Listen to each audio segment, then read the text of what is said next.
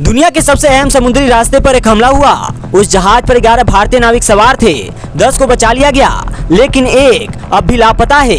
इसके बाद भारत सरकार ने बयान जारी किया, हमले की निंदा की, फिर ओमान से संपर्क बढ़ाया और पूरे हालात पर नजर रखने की बात कही। लेकिन कहानी यही नहीं रुकी। यहाँ पर एक सवाल जो हर किसी के जहन में कौंध रहा है इस वक्त, वो यह है कि क्या एक कारोबारी जहाज पर हुए हमले ने पूरे मिडिल ईस्ट को फिर से जंग के मुहाने पर ला खड़ा किया है। इस हमले पर भारत ने क्या कहा है, सब बारी बारी से समझते हैं। सबसे पहले भारत की बात करते हैं। भारत ने 12 जुलाई को ओमान कोस्ट के पास हुए एक मर्चेंट वेसल यानी कि कारोबारी जहाज पर हुए हमले की कड़ी निंदा की है। इस जहाज पर कुल 11 भारतीय नाविक सवार थे।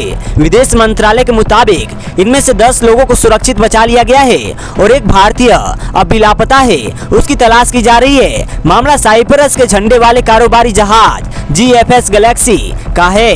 ईरान ने इस जहाज पर तथाकथित एक वार्निंग शॉट दागने की बात कही है। ईरान का दावा है कि जहाज उस रास्ते से गुजर रहा था जिसे उसने मंजूरी नहीं दी है। इसके कुछ ही समय बाद ईरान ने एक बार फिर स्टेट ऑफ हार्मोज को बंद करने का ऐलान कर दिया है।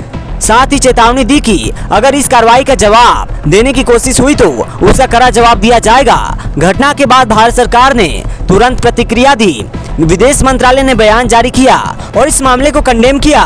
साथ ही कहा कि ओमान में भारतीय दूतावास लगातार हालात पर नजर बनाए हुए हैं। दूतावास ओमान की सरकार के साथ मिलकर लापता भारतीय की तलाश में जुटा है।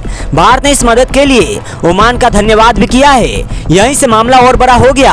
अमेरिका ने कारोबारी जहाज पर हुए हमले को आधार बनाते हुए ईरान पर एक और बड़ा सैन्य हमला कर दिया। अमेरिकी सेंट्रल कमांड यानी कि सेंटकॉम के मुताबिक इस बार करीब 140 ईरानी सैन्य ठिकानों को निशाना बनाया गया। इनमें मिसाइल और ड्रोन ठिकाने, नेवल पावर्स, हथियारों के गोदाम, कम्युनिकेशन नेटवर्क और कोस्टल सर्विलांस सेंटर शामिल थे। सेंटकॉम ने यह भी कहा है कि पिछले 3 दिनों में अमेरिकी सेना ईरान के 300 से ज्यादा सैन्य ठिकानों पर हमला कर चुका है।